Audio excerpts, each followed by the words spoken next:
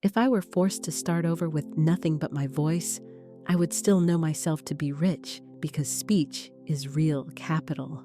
A blank page would not frighten me. A lack of resources, connections, or status would not shake me. Instead of looking outward, I would look inward. I carry a truth many miss. When the voice is joined to truth, it becomes a vault, a line of credit, and a channel of steady supply. Prosperity is not measured by jobs markets or a signed check. It is set in place by the decree. A holy decree spoken in faith unlocks heaven's storehouses. I would voice what the soul remembers even when the world has forgotten. The word is not symbolic, it is substance. Spirit expresses itself as substance, and what is unseen carries a firmness beyond any currency. I would remain with what feels formless and speak until it yields abundance. I would bless the silence and turn it into gold. I am not a beggar before life, nor a debtor to wealth. I am the voice that calls supply, and through speech, I would raise the house call and money attract favor, multiply bread and fill the granaries. Even if my voice were all I had, I would still count myself prosperous because speech is wealth and decree is the doorway. I would begin again without fear, supported by spiritual authority. The law declares that riches do not sprout from labor, stored up hours, or ingenious tactics. They come from the prosperity law, an unchangeable, always active divine principle, stating that spiritual supply and its visible expressions first arise in consciousness. Prosperity does not come from circumstances outside you. It is granted by the inner word. This is law. Whatever is written into the subconscious is required to appear in everyday life. Many stay in lack not because God is absent, but because their words contradict God. They proclaim shortage, make a god of delay, and yield to fear, while the prosperity law pays no attention to appearances. Bare pockets, falling balances, silent clients, or a stalled market do not change it. The law asks only one thing. What do you say, picture, and confirm is true? Words create the mold. Supply is the molten gold that fills it. Let the weak say, I am strong. This is not poetic decoration, but spiritual exactness. It demands that even with trembling hands, closed doors, and accounts murmuring lies, you declare, I am strong, and also I am prosperous. Proclaim that divine supply is never postponed. Speak the truth of spirit instead of what the senses report. Your voice is the lever that lifts the world's burden off you. Words aligned with spiritual law do not wait for proof. They generate it. If you cling to this declaration, speaking it not as hope, but as a sharpened truth, repeating it until a new imprint is carved into mind, body, and life, then money will arrive, resources will appear, doors will open, spells will break, and your life will reveal what has always belonged to you. Divine abundance formed by your steady word. Let us go deeper now, not into the phrases you speak, but into the hidden loyalties under them, the quiet pacts with hardship you never meant to accept, yet have sustained for a long time. For even while you affirm in faith, God is my unfailing supply, and great sums of money come to me now under grace, and in perfect ways some inner layers may still resist. Within you, there may be a part dulled by memory and inherited shame, drawing back and feeling guilty at the thought of plentiful resources, deciding it does not merit ease, and fearing to receive without effort or sacrifice. This is only false humility, trained poverty wearing the mask of virtue, a spiritual haze that must lift so light can move through again. You must re-educate not only your conscious speech, but also your concealed loyalties. Bring to light and dismantle the emotional agreement with pain, the automatic habit of seeing yourself as an endless struggler. Release the identity that prides itself on overcoming through strain and receives admiration for living on almost nothing. Recognize the outdated image of a beggar who calls himself righteous for rejecting his inheritance for what it is: distortion, enchantment, illusion. Righteousness is not produced by lack, and holiness is not secured through anguish. Goodness is not the rejection of the abundance inscribed into your being from the beginning. Scarcity offers no prize, and mere survival carries no special nobility. Break the hidden covenant, the whisper insisting that wealth and spirituality cannot coexist, that prosperity corrupts, that comfort violates morality. That is the beggar's gospel, and it is not of God. The true gospel declares, "Beloved, I desire that you prosper in all things and be in health just as your soul prospers." It likewise confirms, "The Lord is my shepherd, I shall not want." And again, "Ask, and it shall be given to you." Your calling is not to be enslaved by money, but to govern it as a steward. You are not appointed to pursue wealth anxiously, but to decree welcome and receive it as the natural result of harmony with divine order. Face directly the emotional attachments that bind you to struggle. Do you shrink from disapproval? Do you worry about losing connection with people who condemn prosperity? Do you fear the power within you? Now is the moment to disconnect from that system and cancel the inner agreement. The approach is repetition and rhythm. Speak the new word until it resonates through your whole being and overwrites the old conditioning. Say it until the lie falls apart. Say it until your body stops tightening when you imagine abundance. Continue until you can picture yourself thriving, peaceful and luminous, free from guilt, shame, and resistance. Keep going until this becomes your new ease, your renewed quiet, your true identity. God is my unfailing supply, and great sums of money come to me now, under grace and in perfect ways. This is not a throwaway phrase. It is a blade severing generational bonds, of lack a path beyond inherited disgrace, a lightning strike that shatters illusion and opens the heavens. Speak and be transformed. Spoken words build a bridge between spirit and material reality. They are the golden thread crossing the unseen distance, the sacred line that draws the eternal into view. This is the instrument given to human beings capable of establishing agreement between what is invisible and what is visible.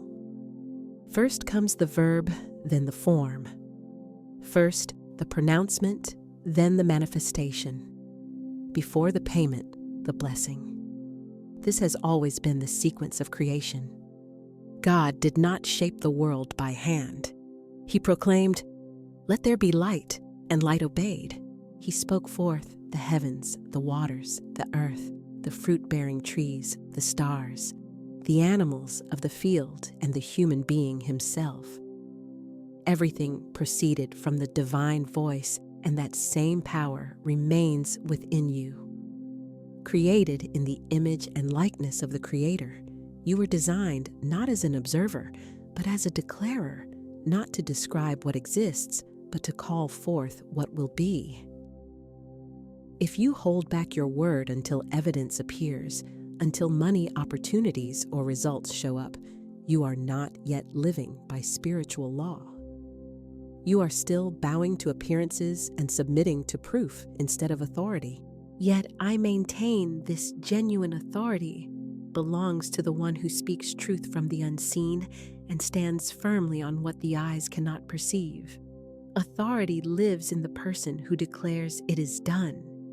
Even in an empty room, you must speak before you can see, announce before you feel secure, and decree before you fully understand. The word is not a response, but a command. Not a result, but a source. Not proof of change, but the fountain from which change proceeds. The tongue is not merely for communication. It is a sacred lever that moves reality. If you aim to govern substance, reveal divine wealth, and act as a channel of enduring provision, do not begin with begging fear or hesitation. begin with speech. Begin with the word and remain faithful to it. This is the law of expectation, a spiritual principle grounded not in anxious yearning or fragile optimism, but in the confidence that what is spoken in faith emerges by divine decree. This certainty is woven into consciousness itself. You prepare for what you anticipate, and what you prepare for is what you eventually receive. Expectation is not a feeling, it is a mold. It is the invisible structure that receives the flow of formless spirit. Your speech, your silent beliefs, and your inner posture shape that mold. The law of expectation does not respond to a timid, hopefully, nor does it activate for anxious positivity or rushed affirmations. It activates when your speech becomes decree, when your word operates as law in your sphere, when your whole being settles into the certainty that what you spoke is already underway. Spirit has recorded it, and the law is in effect. What then flows in to fill this mold? Not stone, not gold bars, not paper currency. It is spiritual power and divine intelligence wealth at its purest, highest frequency, ready to take form according to the pattern your inner word supplies. You are not passively waiting for money. You are shaping the channels through which it arrives. You are not merely wishing that prosperity will surprise you. You command it to match your expectation. We call this law because it is written, "You shall decree a thing, and it shall be established." This is not just a poetic line, but spiritual science, divine calculus, a metaphysical exchange secured by God's own word. But understand, a decree is not a shy desire, a polite request, or a sluggish statement. A decree is a command spoken by a soul, aligned with the infinite, delivered with single-minded faith rhythm and certainty, with the conviction that once it is spoken, it is already accomplished. What you can see may arrive later, but completion is already real. The law of expectation does not wait for results, it produces them. Your work is to form the mold through your words, convictions, and inner certainty of what cannot fail. Expect postponement, and postponement comes. Expect lack, and lack finds you. Expect abundance, and abundance hastens toward you. You must re-educate not only your conscious speech, but also your concealed loyalties. Bring to light and dismantle the emotional agreement with pain, the automatic habit of seeing yourself as an endless struggler. Release the identity that prides itself on overcoming through strain and receives admiration for living on almost nothing. Recognize the outdated image of a beggar who calls himself righteous for rejecting his inheritance for what it is: distortion, enchantment, illusion. Righteousness is not produced by lack, and holiness is not secured through anguish. Goodness is not the rejection of the abundance inscribed into your being from the beginning. Scarcity offers no prize, and mere survival carries no special nobility. Break the hidden covenant, the whisper insisting that wealth and spirituality cannot coexist. That prosperity corrupts, that comfort violates morality. That is the beggar's gospel, and it is not of God. The true gospel declares, "Beloved, I desire that you prosper in all things and be in health just as your soul prospers." It likewise confirms, "The Lord is my shepherd, I shall not want." And again, "Ask, and it shall be given to you." Your calling is not to be enslaved by money, but to govern it as a steward.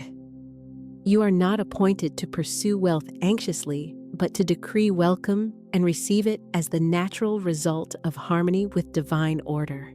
Face directly the emotional attachments that bind you to struggle. Do you shrink from disapproval? Do you worry about losing connection with people who condemn prosperity? Do you fear the power within you? Now is the moment to disconnect from that system and cancel the inner agreement. The approach is repetition and rhythm. Speak the new word until it resonates through your whole being and overwrites the old conditioning. Say it until the lie falls apart. Say it until your body stops tightening when you imagine abundance.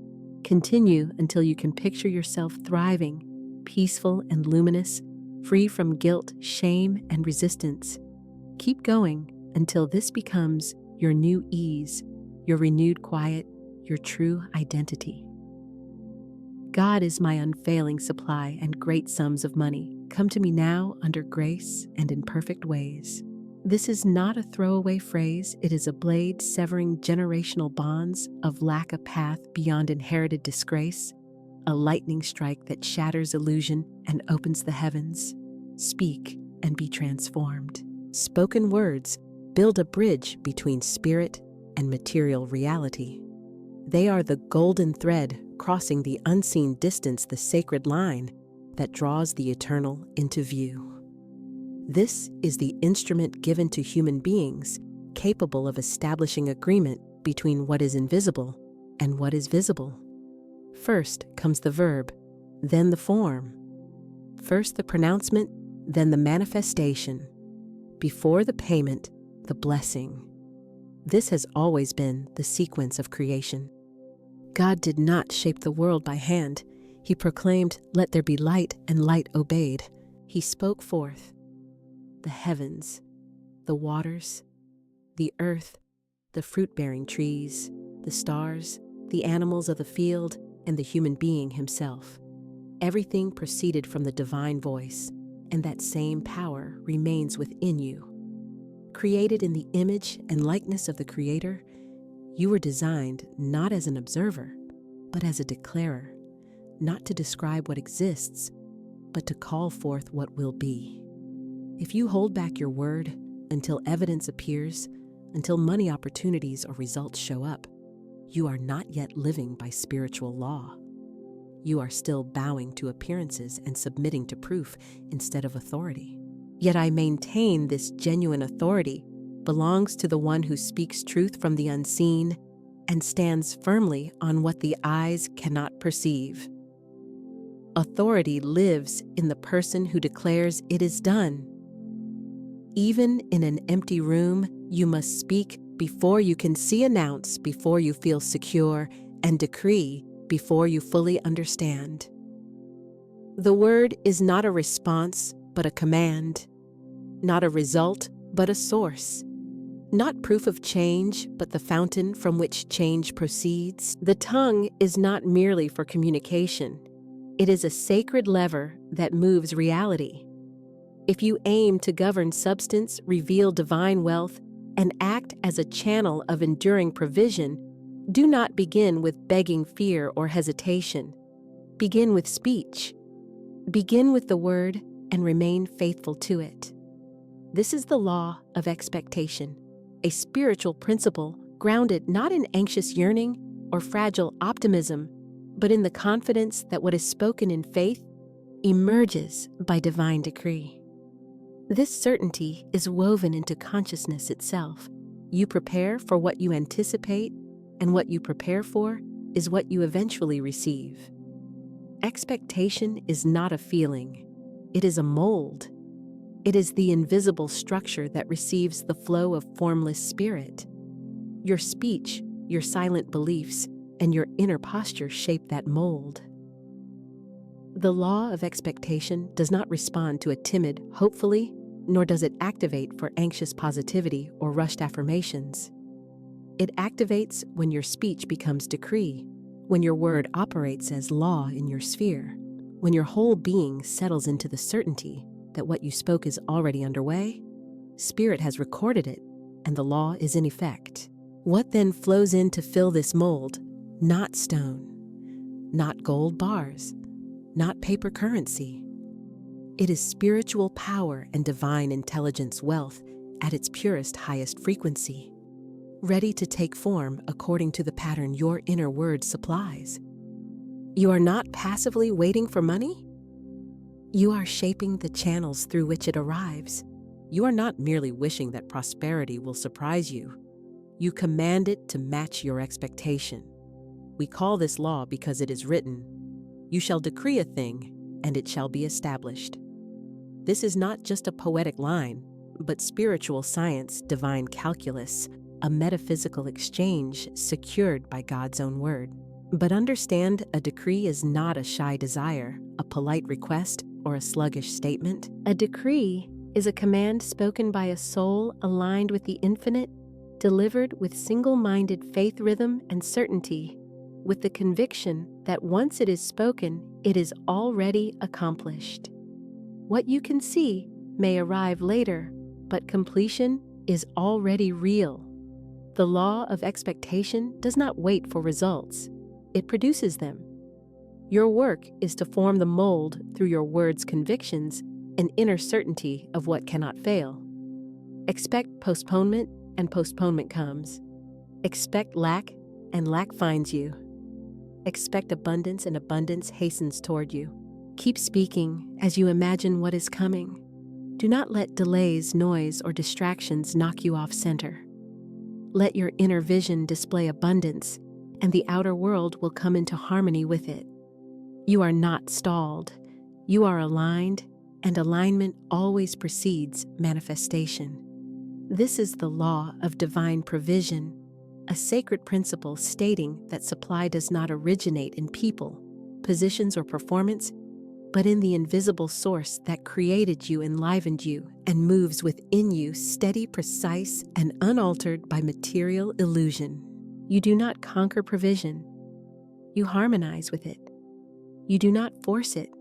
You become receptive to it, persuaded that it already exists, already moves in the invisible realm, and is already approaching you by visible paths and hidden routes. The source does not run out, does not fail, and does not forget you. Yet this holy law is often misread, covered over by religious shame, social discomfort, economic conditioning, and inherited fear. So many act as if God is hesitant to give, as though spirit must be persuaded to release what has already been granted. Many assume supply must be wrested from heaven, as if God withholds it to evaluate worthiness. I tell you plainly, this belief is false. It does not come from the divine. It is not found in the laws of truth. It is simply human fear projected onto God's face. This illusion must be discarded, dissolved, and let go. The law of divine supply states clearly, in spirit, there is no scarcity. The unseen storehouse contains no lack, and divine provision does not rise and fall. There are only two conditions, flow or obstruction, and the obstruction is never in the source, but in the channel. Fear blocks it. Doubt blocks it. Refusing to speak truth blocks it. Still, supply is limitless. The treasury is open. The river is full. When you remember this, stopping the pursuit of money as if it were scarce prey, and recognizing it instead as a divine instrument awaiting your call, you return to alignment with the law. This law responds not to strain, but to speech. And that speech must be sincere, consistent, and repeated until it quiets the voices insisting you must work more, endure more, or wait for an ideal moment. No, beloved, this is not how supply functions. The true gospel proclaims, "Bring all the tithes into the storehouse, and prove me now, herewith saith the Lord of hosts, if I will not open you the windows of heaven and pour you out a blessing that there shall not be room enough to receive it." Do you understand? The directive is not to beg, but to prove, to witness the law in action. Speak boldly, affirm consistently, and live as one who stands beneath open heavens, because they are in fact open. God is not reluctant, and spirit does not delay. Delay is human-born of attachment to appearances, timid speech, and remaining on the surface instead of affirming from the depths. But when you speak with honesty, declare provision as certain, and turn your attention from people to principle, the channel opens. When the pathway is clear, supply moves freely. This is not mood or emotion. It is law, and the law declares speak truth and provision pours forth. Name the unseen and it must take form. Walk in faith's rhythm and the treasury answers your summons. This law of divine supply is operating even now. The only issue is whether your words release the flow or restrict it. Decide today, decree today, affirm today, and heaven will respond. Here is the statement to speak the decree, to release the key that turns in the unseen treasury, the line that activates the law and opens pathways beyond what you expect. All the money I need now appears by divine law. Say it simply, but with firmness. Continue until it moves beyond a positive statement and becomes certainty, until it vibrates in your bones, a steady undertone beneath your thoughts, the hidden force guiding your steps. Let this line become a kind of holy gravity for you, calling form out of formlessness and in sacred order, moving money from the divine mind into your practical life. Say it as a legitimate declaration, not a request. Speak it with calm confidence, not tension. Use it not to grasp for something new, but to reveal what already belongs to you. And when fear commands you to count lack-track delays and study emptiness, say it again, more firmly. Declare the words that end postponement, shatter the illusion of not enough, still the world's noise, and align your whole being with the frequency of fulfillment. All the money I need now appears by divine law. The time has arrived to abandon a hypothetical future. Stop saying, one day I will have, maybe it will happen, or I am trying to believe. That kind of speech is tepid and fragile, disconnected from source. Divine statute operates now. Supply is a reality in the present tense. Spirit responds to resolve exactness and a consistent voice. If you speak this sentence every morning before facing the numbers, and every night before sleep impresses new commands on the subconscious, if you say it in the parking lot, the store, at the table, in the car, while walking, resting, breathing, then the old mental tracks will begin to release. The loops of lack will break, the grooves of anxiety will flatten, and a new inner rhythm will form, one that notices, calls in, and welcomes. Because this line is more than a statement. It is attraction, sacred intensity, and the law moving into action. Let the sentence echo inside you until your body, your thought habits, and your expectations keep pace with what it declares. All the money I need now appears by divine law, not by chance force or manipulation, but by divine statute. This is grace.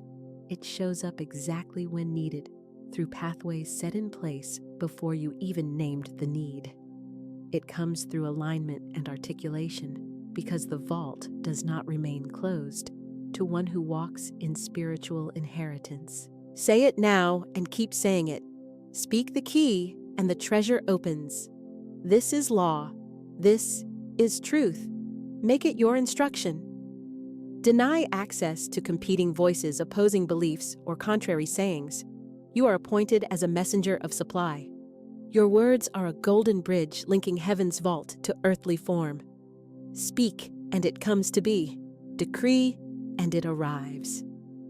The next work is to restore the self-image that quietly made lack an identity instead of a passing condition. Until now, the issue was not simply absent money. Lack embedded itself in thought patterns, posture, emotional cadence, and daily speech. Need became an invisible garment sewn into self-concept through long repetition and unspoken emotional agreements. Words were shaped expecting refusal. Frustration felt predetermined. Situations were approached already, practicing rejection, presuming not enough, preparing for yet another delay, another shortfall, another not yet. I say this, that identity is false and out of alignment with your divine blueprint. It is a layer added on a performance, a disguise. It is a costume inherited from anxious, narrowed, cautious, even well-intentioned voices that never recognized heaven's provision as already yours, already present, responding to those who drop the mask of need and speak from the reality of divine supply. The spiritual pipeline never broke, was never closed by heaven, and has not been shut by spirit. What you are dealing with is blockage, manufactured beliefs, and unexamined assumptions about who you are, what is possible, and the routes by which wealth arrives. These ideas must be washed with the clean water of truth, fully, consistently, and repeatedly, until the flow returns and the residue of fear, guilt, effort, and pretending dissolves, leaving the channel clear, steady, and unburdened. The method: speak the new word aloud and within. Repeat. All the money I need now appears by divine law. Persist until the sentence is no longer merely a declaration, but becomes how you describe yourself. Not someone pleading to be saved, but someone aware that Source moves through you, toward you, and as you. Undo the habit of performing. Need the identity that waits, worries, and searches for signs. That mask was shaped by fear. I stopped telling stories of lack and began naming abundance. I ended the rehearsal of hardship and started proclaiming the goodness already here. I spoke with a millionaire's cadence before any money was visible. I spent with trust in the vault beyond sight. I gave like one persuaded the river cannot dry up. I walked in dominion not by exertion, but by statute. And when statute is honored through words, steady cadence, and unshaken conviction, it responds.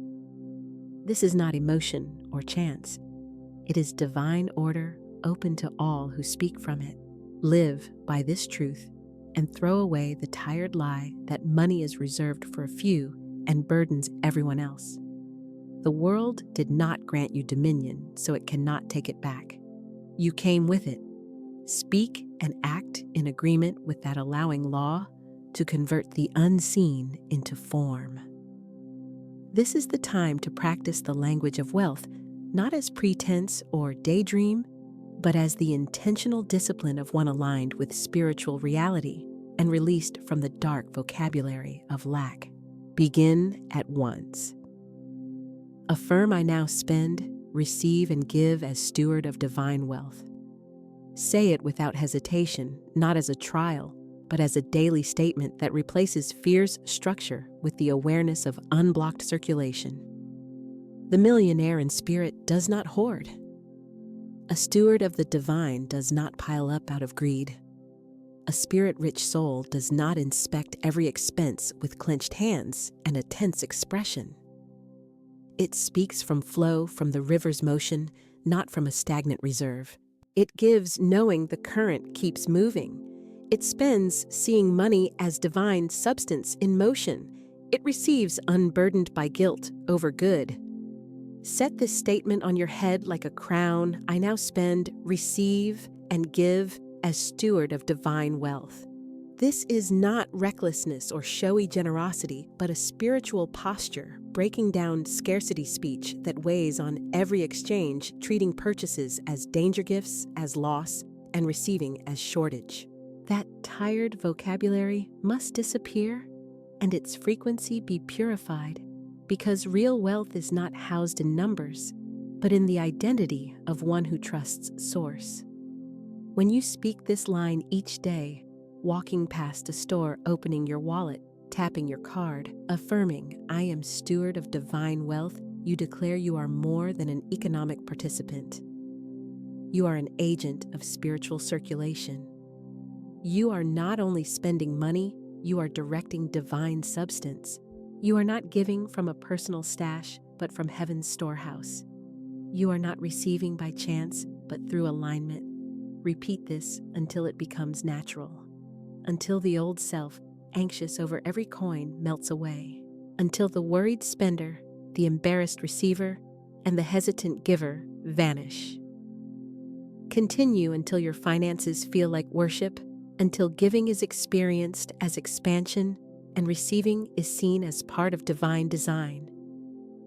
When this truth becomes your everyday language and you speak from dominion, you will see how swiftly the unseen becomes form. You will notice money responding not to anxiety, but to pattern, not to labor, but to sacred posture. Speak now, and every day I now spend, receive, and give as steward of divine wealth.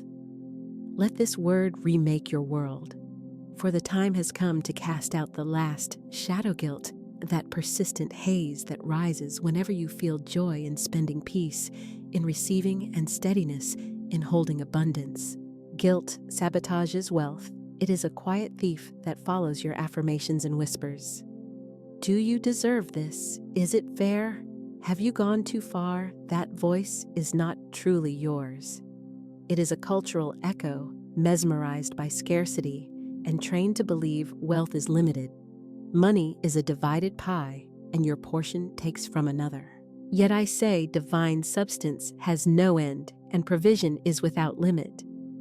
Heaven's treasury does not answer to human math, social status, or comparison. Its movement is legal law responding to consciousness. And consciousness grows through repetition, through seeing, and through fearless acceptance. It is time to pull guilt out by the roots. Refuse to feel wrong for being supplied, favored, or satisfied. Stop apologizing for abundance. Do not shrink yourself to soothe others. Do not delay your manifestation because of the old refrain that ownership is unspiritual. That idea is a lie. You were not born to suffer as proof of virtue or to withhold as a mark of humility. You were not sent to twist yourself into the pattern of shared lack.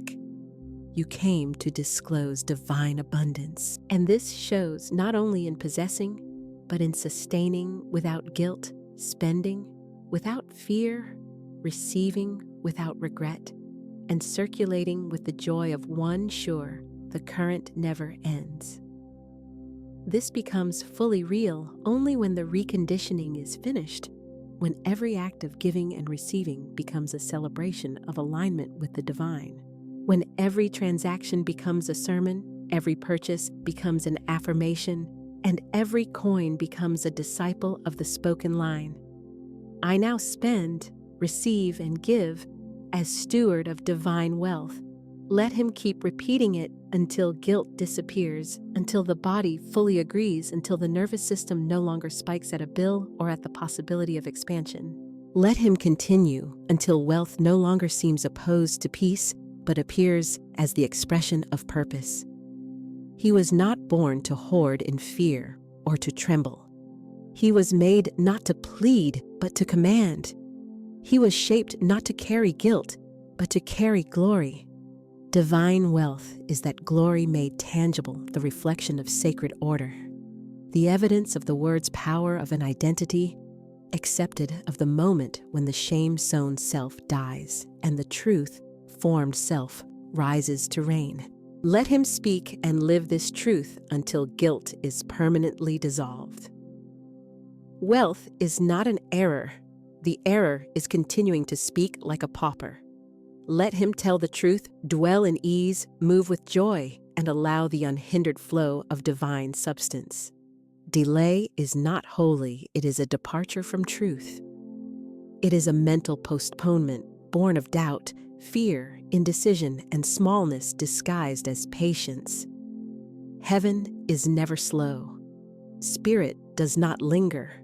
God does not hesitate over the timing of good.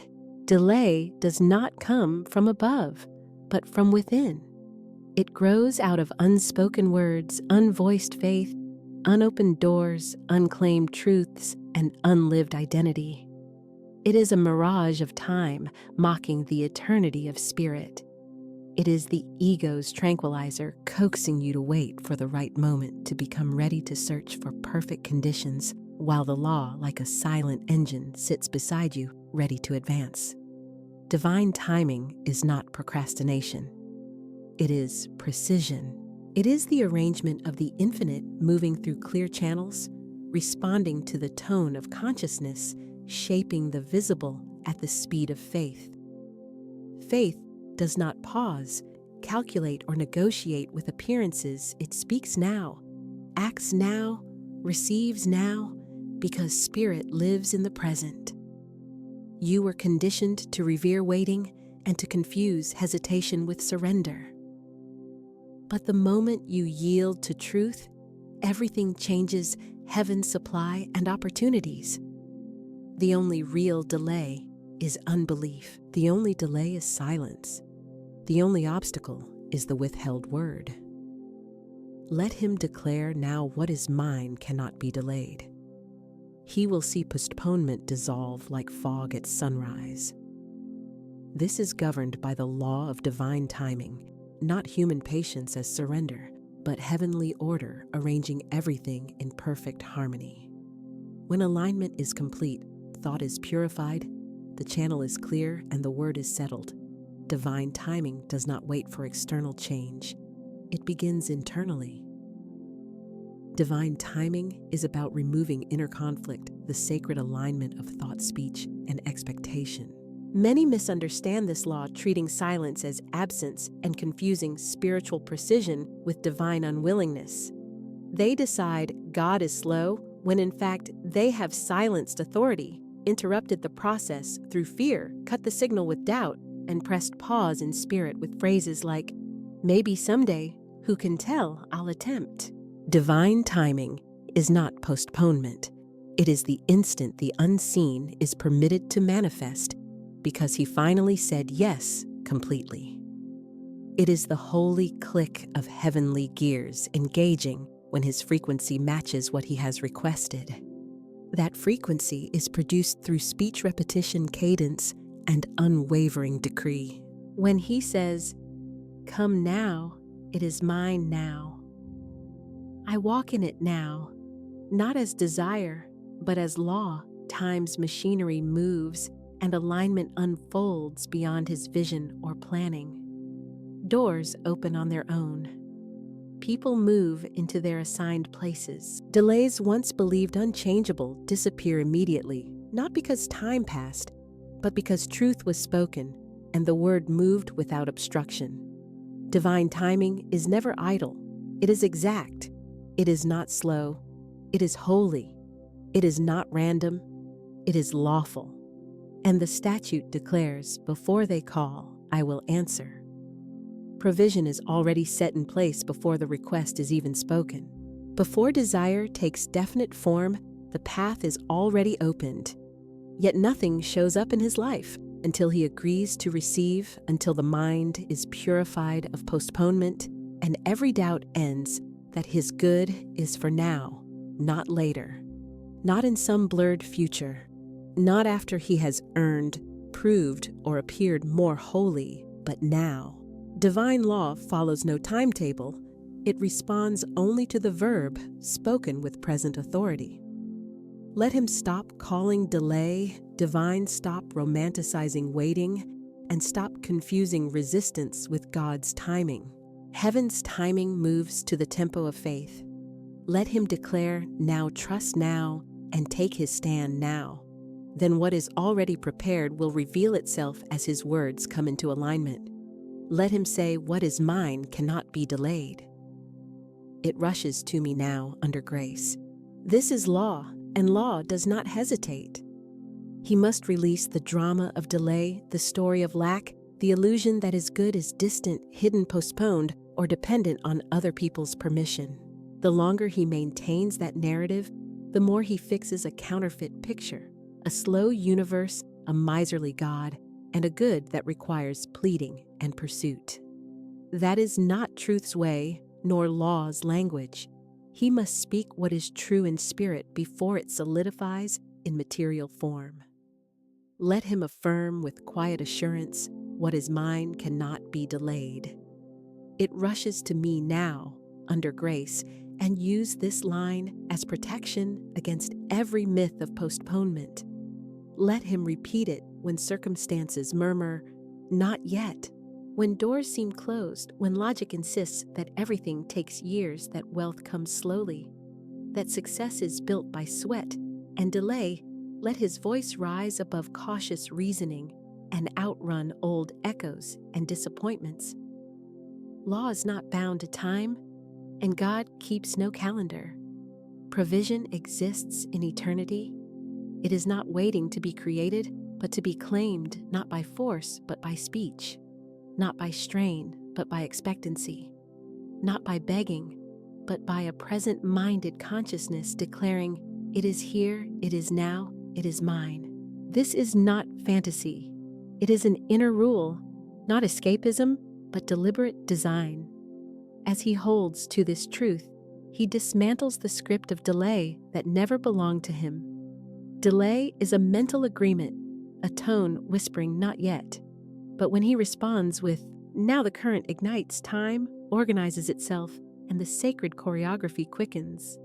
What once looked like years tightens into weeks.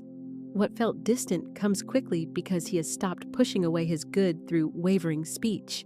Manifestation does not arise from waiting, but from decree, and decree sounds from Spirit's present tense. Let him proclaim, "Now what is mine cannot be delayed.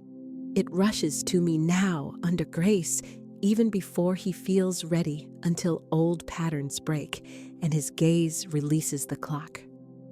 Remembering that divine order follows truth, not human scheduling, and truth outruns appearances, let him say, "Live," and let what is already mine hurry to meet me on the breath of my word.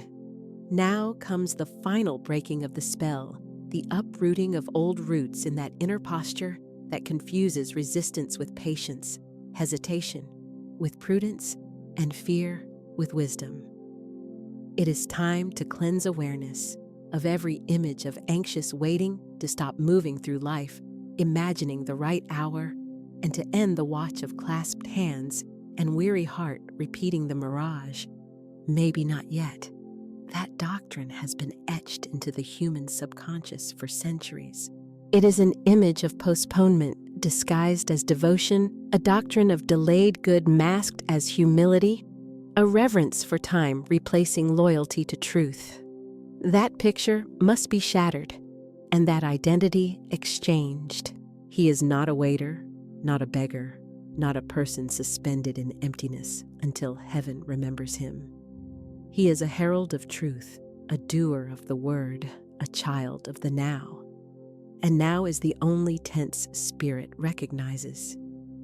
True reconditioning begins here, not through striving, but through disciplined clarity in speech and vision. He must view manifestation as already shaped, already in motion, already shining like a swift train, pulling into the station, needing no permissions, requiring no evidence, simply arriving with momentum, because words have already set it in motion.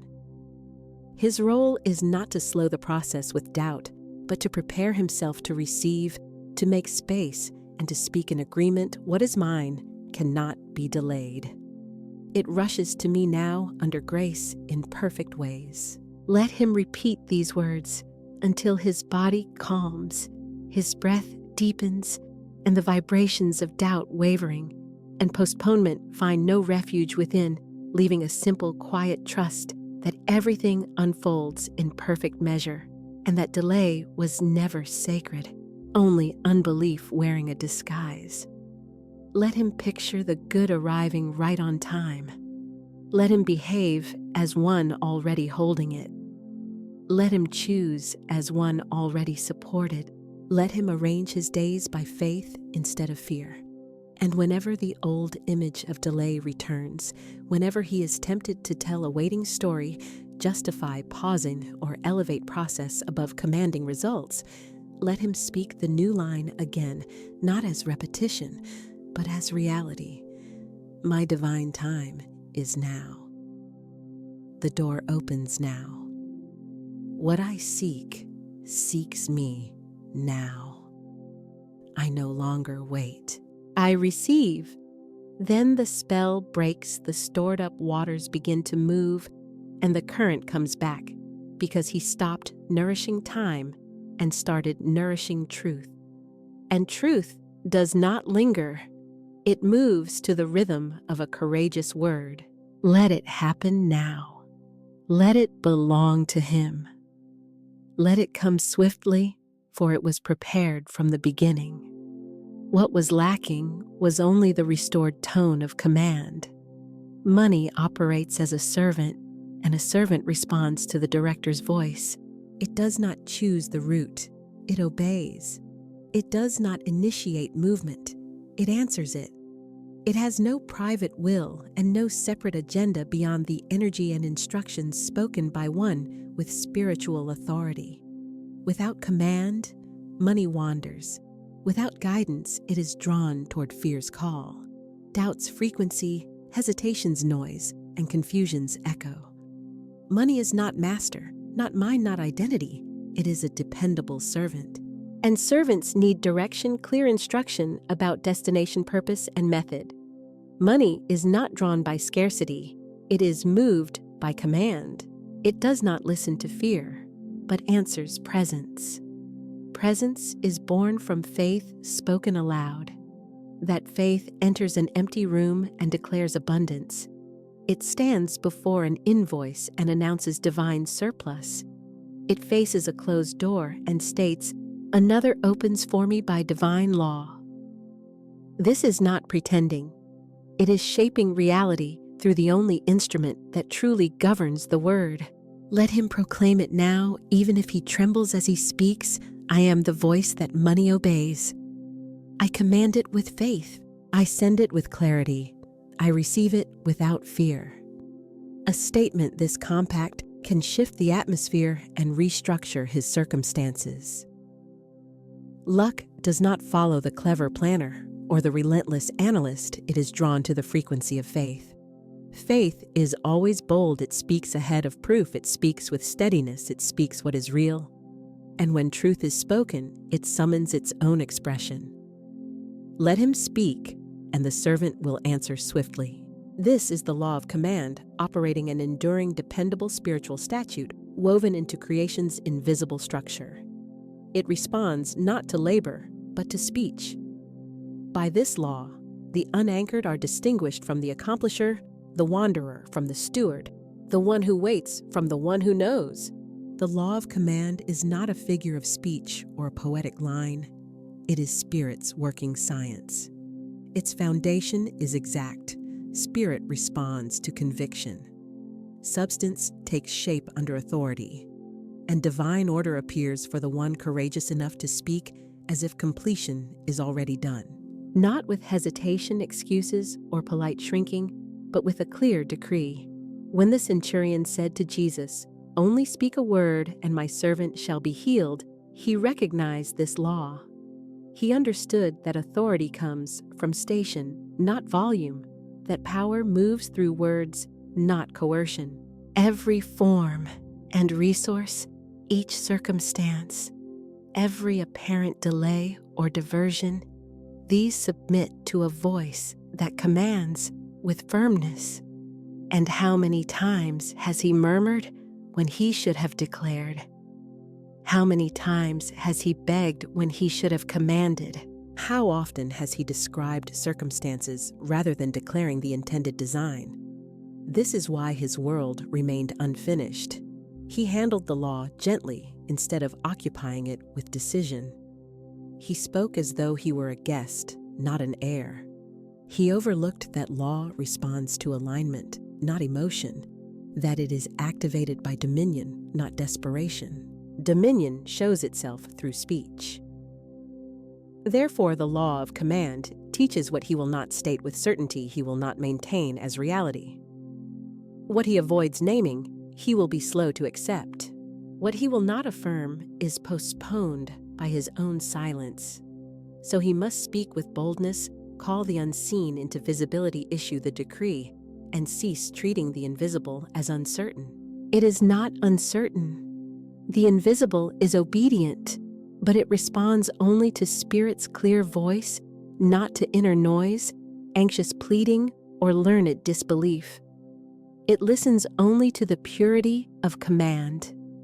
Therefore, he must declare, "I now command riches to serve the divine purpose through me."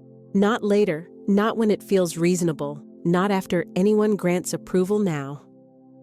Fortune does not delay, does not misunderstand, and does not debate. It simply waits for the sound of faith. And when that voice rings out, the response is immediate. That is how the law operates. This is truth. This is the force of command. Let him apply it.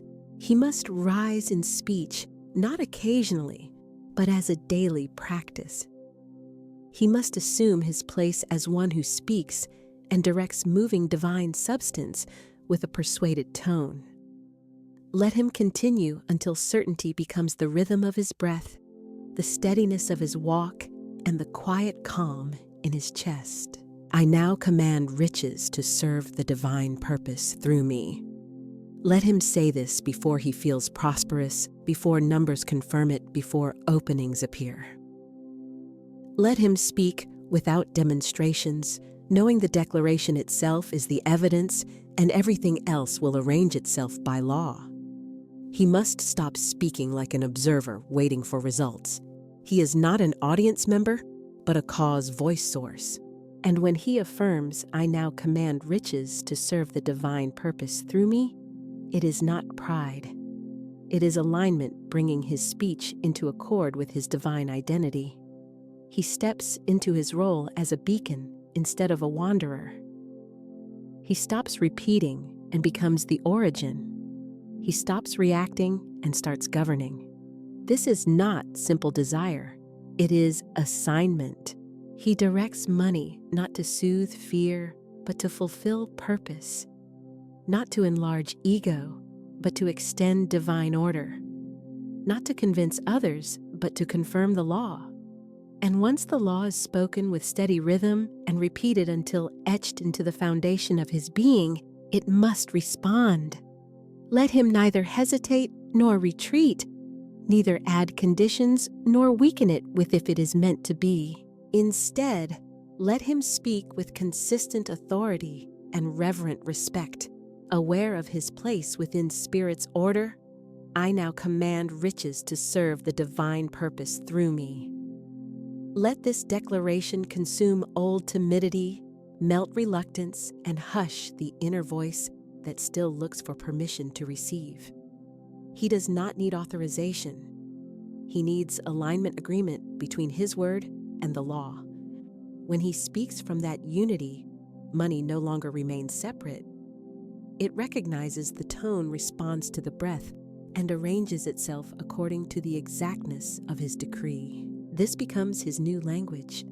This becomes his practiced speech. This becomes his sacred assignment. He speaks and money answers. He speaks and motion returns to the current. He speaks and divine intention finds its pathway. Let him speak consistently, command with determination, and declare until he matches the likeness of the one whose power is not in effort, but in utterance. Let him proclaim, I now command riches to serve the divine purpose through me. Then watch the unseen become form at the resonance of his faith.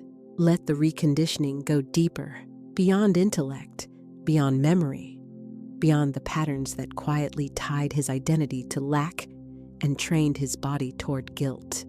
For here is the final fortress, the fear of having more, the faint unease of becoming someone who no longer must strive the hidden resistance to abundance, not because he lacks desire, but because an inner lesson taught him that possessing much seems to threaten too much. Fear of being judged, of breaking familiar ties, of seeming less humble, of being misunderstood, of rising while others remain behind. This subtle fear has dwelled within like an unwelcome tenant, coloring decisions, whispering doubts, and softening affirmations so they would not be too fast, too bold, too exact. In this way, he postponed his own good often without noticing. To receive without guilt, to command without fear, and to flourish without apology requires letting go of the last remnants of the old self that felt safe inside struggle. Yet the old identity must be let go. A child of spirit cannot keep wearing the garments of bare survival. He cannot command riches to serve divine purpose, and then when they come, falter. He cannot speak like a steward and then collapse into a supplicant. He must be fully reconditioned to hold abundance as peace, not as burden. He must train the body to relax in overflow and teach the heart that being supplied is not selfishness, but sacred stewardship. He must reset his surroundings until having more feels as natural as breathing, until spending, giving, and allowing money to circulate is no longer felt as loss, but as holy motion, divine current flowing through a clear and open channel. This is the change from dreading wealth to carrying it, from backing away from money to guiding it with authority, from doubting worthiness to recognizing he was always appointed to reveal divine abundance in his speech, his work, his accounts, his giving, and his quiet confidence. And it happens not only through new ideas, but through renewed proclamations spoken and repeated until they ring so deeply that old programs of fear and guilt break apart and are replaced by lived truth. He must affirm, "I now command riches to serve the divine purpose through me," not as a simple line, but as a way of being. Let him say it when appearances disagree. Let him repeat it when old fear returns. Let him persist until guilt is quieted and the voice of dominion rises. For only one principle can govern. Only one identity can be his ruling code. And what he speaks must carry truth and authority love, without guilt power, without shame stewardship, without self-abandonment. Let him speak it and keep speaking it until his body settles into ease and his soul opens wider, until abundance once too much becomes normal ground, until his mind is retrained to command instead of beg, to declare instead of guess, to uphold instead of panic, until wealth no longer intimidates but simply answers. This is his reconditioning. This is his restoration. This is the sunrise of his sovereignty. The true millionaire he is meant to be is the one who dares to decree, not the one who only yearns silently, nor the one who scrambles in frenzy, nor the one who delays until conditions improve.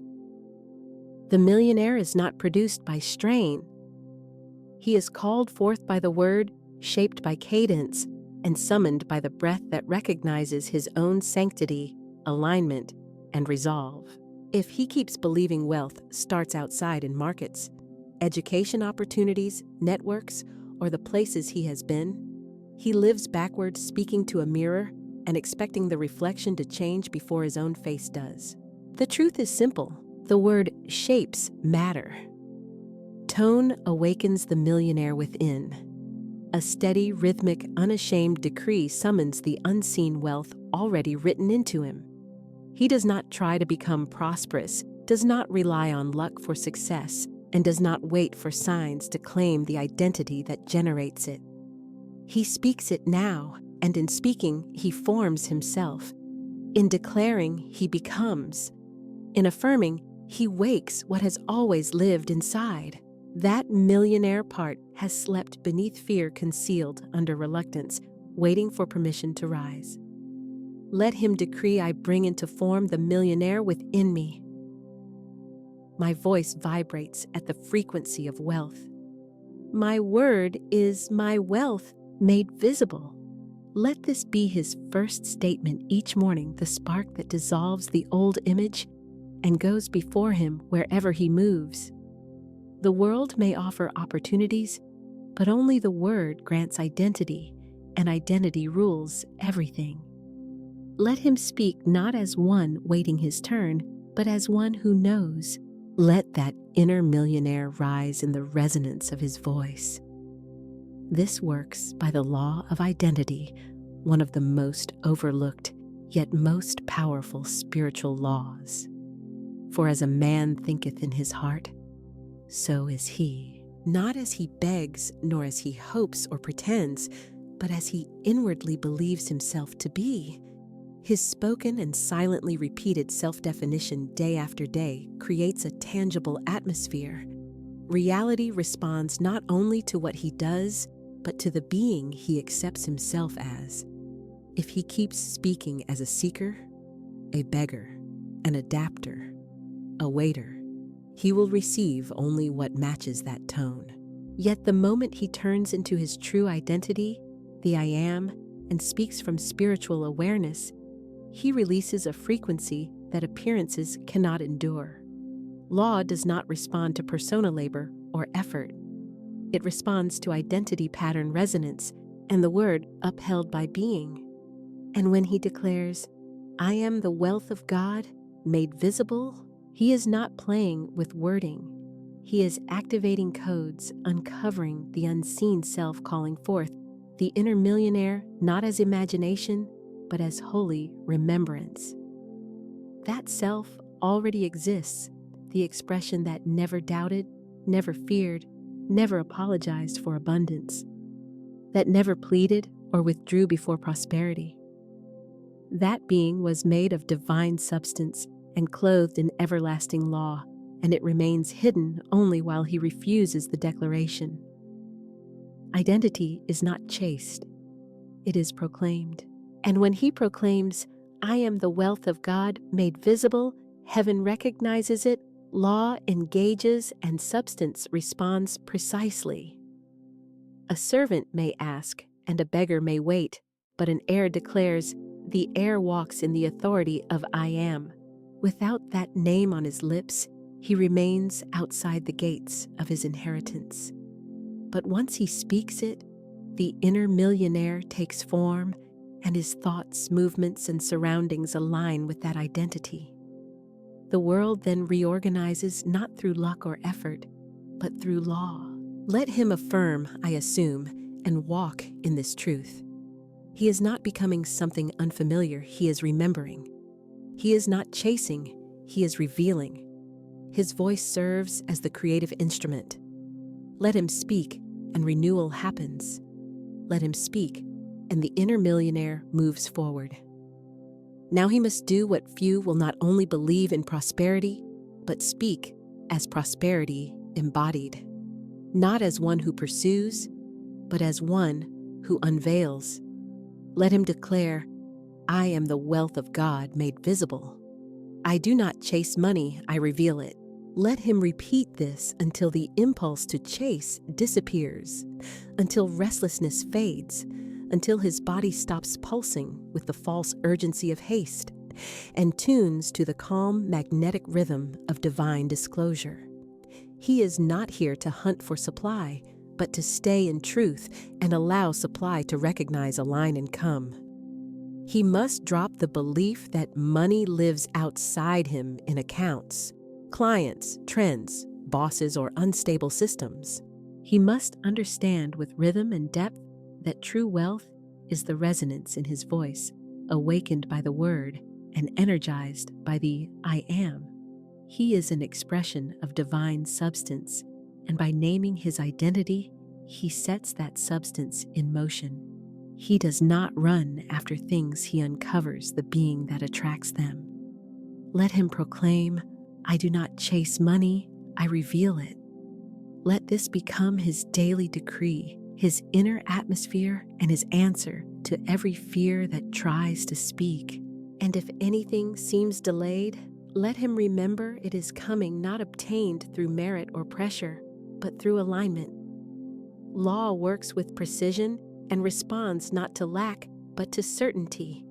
And that certainty is born in the word. Therefore, let him say, I am the wealth of God made visible. Let him continue until his tone shifts, his posture lifts, and he no longer treats opportunities as rescues, but as rightful manifestations. Let him decree until his every movement carries the fragrance of plenty, and want retreats unable to remain in his atmosphere. This is not invention, ego, or illusion. It is spiritual reality spoken into a world that has forgotten its source. He is not here to act prosperous, but to reveal prosperity. The path forward is not defense or evidence. It is steady affirmation, unapologetic, not diluted by the impulse to soothe others' fears. I am the wealth of God manifested. In this law speaks through him. The divine remembers itself in human form. Truth takes tone and flesh in his utterance. Let him keep speaking freely, abundantly, until no other language fits his mouth. Then the wealth that once seemed distant will draw near, not because of chasing, but because he speaks as one already united with it. Speak and bring forth, speak and receive, speak and be made whole within the pattern of divine supply. Let the last veil drop the mistake that his voice is powerless. His words only sound, his affirmations mere wishes that fade. The truth is this: his voice carries divine resonance. Each faith-filled word directs spiritual substance which reshapes his environment, moves what seemed immovable, and calls into form what has been waiting at the edge of visibility. Yet, if he keeps speaking as the old self, if his tongue shakes with anxiety and his declarations sound like weak requests instead of claims of divine authority, his surroundings will reflect that frequency. Therefore, he must speak from the fullness of identity, not with words alone, but with the power beneath them, with tone, rhythm, and assurance. Let him train his voice until it sounds like truth, not performance, like certainty, not distress. Let the inner millionaire speak in wholeness, not fragments, consistently, not sporadically, shaping his writing, his conversations, and even the quiet dialogue of his own mind. Renewal is not limited to concepts. It lies in the whole vibration he carries into the world, a resonance shaped by repetition, cadence, sound, and consecrated speech spoken so steadily that the body learns trust, the mind aligns, and outer life begins to match. With each declaration, I am the wealth of God made visible, he cuts a new channel into the stone of the subconscious. And whenever he affirms, I do not seek money, I reveal it, he loosens the reflex of labor-based dependence and replaces it with the embodied frequency of manifestation. Embodiment is essential. Quiet belief is not enough. He must speak aloud, letting his own ears hear his truth moving through the day. As one who cannot voice fear, not because of bright pretending, but because fear has left his voice.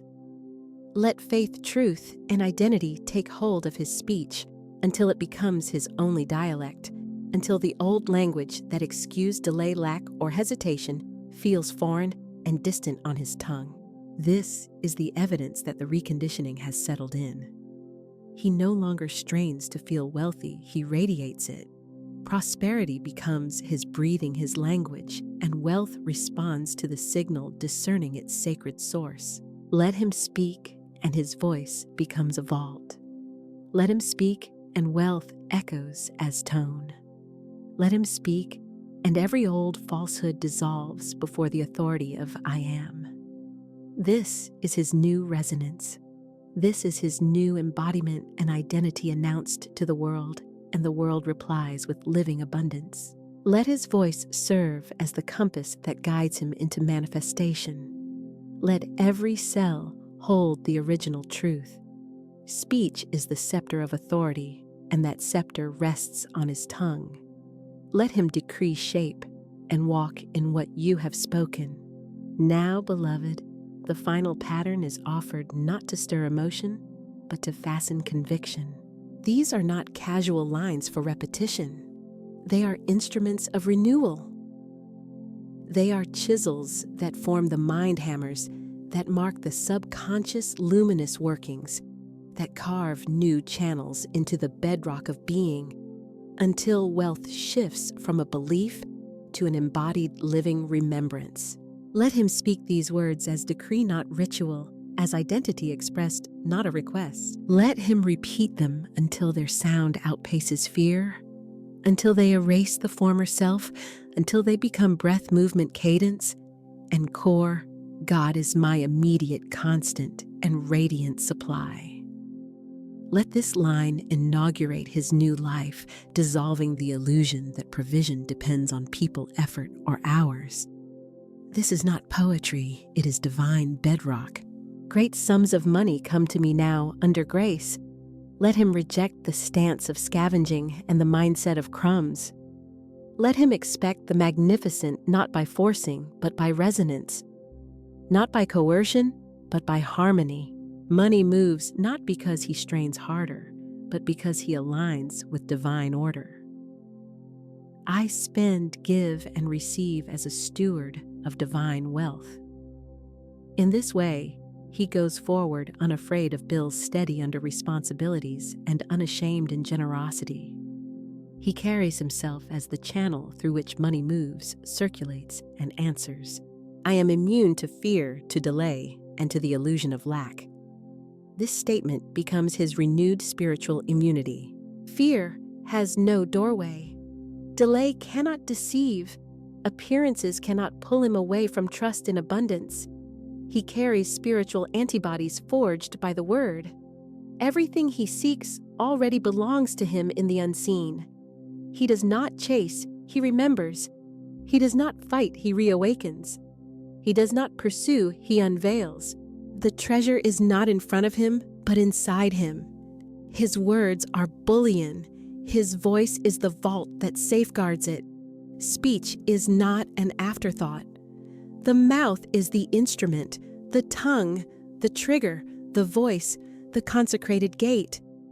Let him speak with authority, resonance, and the force of law. And now comes the sovereign decree, the seal, the foundation, the heartbeat that changes everything. I am wealth. I speak, and so it is. Let this pronouncement echo through his body, dissolving what is worn out and becoming his inner gospel. He is not merely becoming, he is.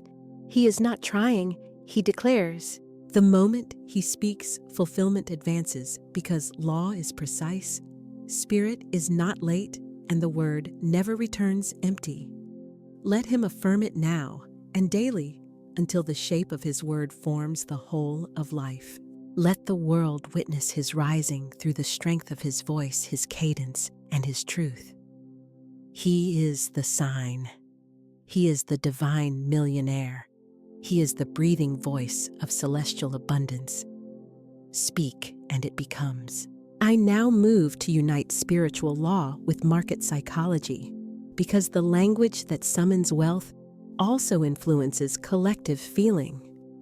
Whoever rules the word rules the inner rhythm, and whoever holds that rhythm will not be carried by the crowd's emotional waves. On trading floors in Madrid or Barcelona, across Expo's offices and digital spaces, the masses swing between fear and excitement. Yet those who speak from truth remain steady because their reference is not the day's chart, but the unchanging law. The crowd, captivated by headlines and rumors, rushes. The air, aligned with the word, moves calmly. The many respond to noise, the air responds to decree. The many buy narratives, the air chooses from identity. The first principle of this union is this: you are not a price, not a trend, not a measure, you are the voice that shapes substance. Market psychology observes that people overreact with fear in declines and overextend with confidence in rallies. Spiritual law declares that your provision does not oscillate, it flows. If your tongue oscillates, your life oscillates. If your tongue stays firm, your world stays firm. How loudly the world shouts is irrelevant. What matters is the tone of your response. Stability is not merely a tactic, it is identity secured by the word. I am the provider and guardian of the divine flow, says the one who will not be manipulated by headlines. Train yourself to notice when the mind wants to interpret high and low as destiny. That is mirror bias, defining yourself by staring at numbers. The law of identity comes first, I am the wealth of God made visible. The mirror may display motion, but your word creates the portrait. Analysts list biases: loss aversion, confirmation bias, and herd behavior. I say this, every bias begins with an unexamined sentence. Loss aversion. The hidden sentence is, I can be diminished. Replace it with nothing diminishes me, for my supply flows from the invisible. Confirmation bias. The hidden sentence is, my fragile self must be shielded by agreeable data. Replace it with, I am complete in God. I seek truth, not comfort alone. Herd effect. The hidden sentence is, I do not trust my own voice. Replace it with, my word is a scepter. I govern my atmosphere.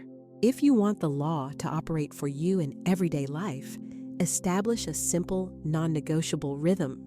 Root word identity upon waking. Before news bills or messages, declare, I am the wealth of God made visible. My supply is constant, immediate, and perfect. Bridge word intention before decisions, meetings, buying, or selling. Affirm I act under grace and in divine order. What I do expands the purpose. Seal word maintenance at the end of the day. Declare, everything I have touched prospers under grace. What is mine cannot be delayed. It rushes to me now.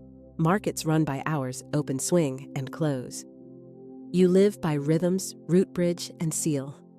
Whoever honors these rhythms stops acting from anxiety and begins living from dominion, and dominion is not a price quote. It is a posture. Many interrupt the flow not through bad technique, but through habitual phrases that train the body to brace for danger. Words like too expensive, hard, tense, and always risky plant barbs in the subconscious and bind it to strain. I am not telling you to abandon prudence. I am telling you to refine the tone. Replace too expensive with assessing value and purpose.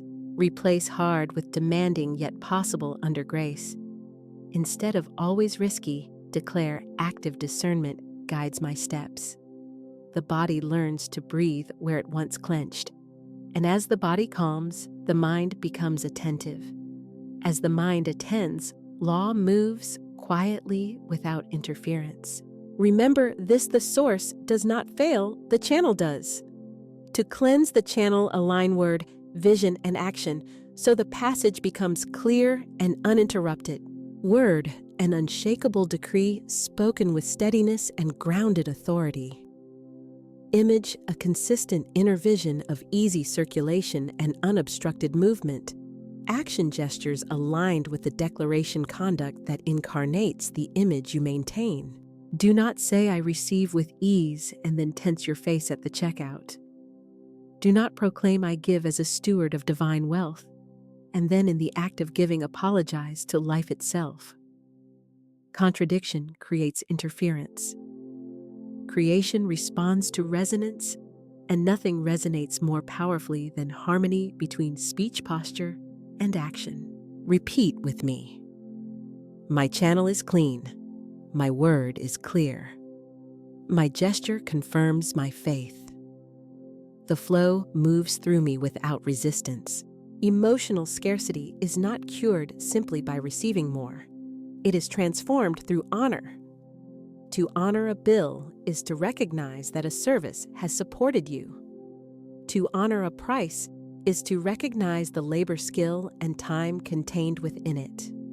To honor yourself is to refuse to offer yourself below your awareness of your value. Honor lifts your vibration toward abundance. Self-belittling shrinks your capacity. Those who reduce themselves to satisfy others buy limitation. Those who honor what is true buy growth. Before every payment, adopt a short practice. Breathe, bless, and decree. I pay in gratitude. Money circulates and returns multiplied under grace. A few seconds reset the body. The body changes the tone, and the tone gently reshapes the world around you.